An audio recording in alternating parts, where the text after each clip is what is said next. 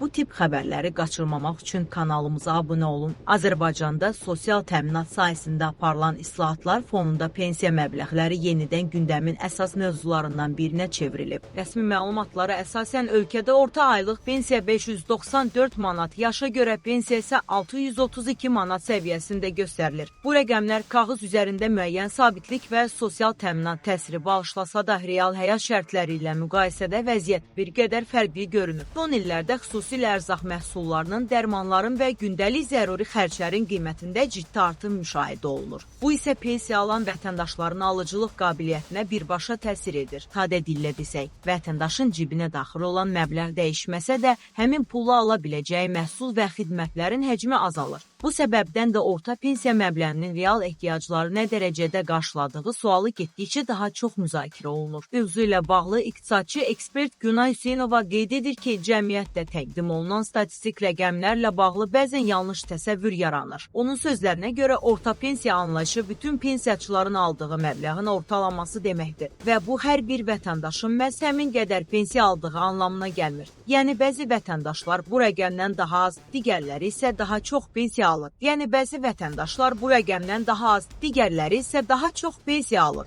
Bu isə ümumi mənzərəni tam əks etdirməyə bilər. Ekspert onu da vurğulayır ki, pensiya məbləğinin artırılması bir neçə əsas faktordan asılıdır. Bunlara dövlət büdcəsinin imkanları, sosial sığorta fonduna daxil olmalar, iqtisadi artım tempi və inflyasiya səviyyəsi daxildir. Əgər ölkədə iqtisadi inkişaf davamlı olarsa və büdcə gəlirləri artarsa, pensiyaların da mərhələli şəkildə artırılması mümkündür. Digər mühüm məsələ isə pensiyaların indeksləşdirilməsidir. Azərbaycanda pensiyalar hər il inflyasiya səviyyəsinə uyğun olaraq artırılır. Bu mexanizm vətəndaşların gəlirlərinin dəyər itirməsinin qarşısını qismən almağa kömək edir. Lakin əgər qiymət artımı daha sürətli olarsa, bu indeksasiya real təsiri tam kompensasiya etməyə bilər. Bununla yanaşı, bəzi mütəxəssislər hesab edir ki, gələcəkdə pensiya sistemində daha geniş islahatlara ehtiyac ola bilər. Məsələn, fərdi yığım mexanizmlərinin gücləndirilməsi, qeyri-rəsmi məşğulluğun azaldılması və sosial sığorta ödəyişlərinin artırılması bu sahədə mühüm rol oynaya bilər. Çünki pensiya fonduna daha çox vəsait daxil olduqca ödəyişlərin artırılması üçün imkanlar da genişlənir. Nəticə etibarilə orta pensiya məbləğinin artırılması mümkündür. Lakin bu proses təkcə qərarla deyil, kompleks iqtisadi amillərlə bağlıdır. Vətəndaşları real rifahının yaxşılaşması üçün yalnız nominal artım deyil,